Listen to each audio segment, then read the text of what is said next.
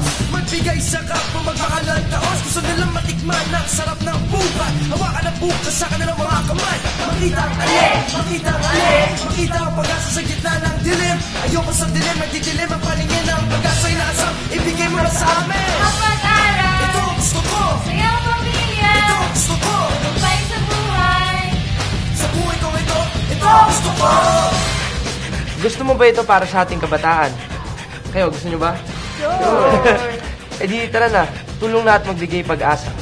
Donate to the Born to be a Hero campaign and help bring the light of hope to thousands of public high school students in the Philippines. Donate 100 pesos and enroll one student to the Born to be a Hero Values Education and Character Development Program.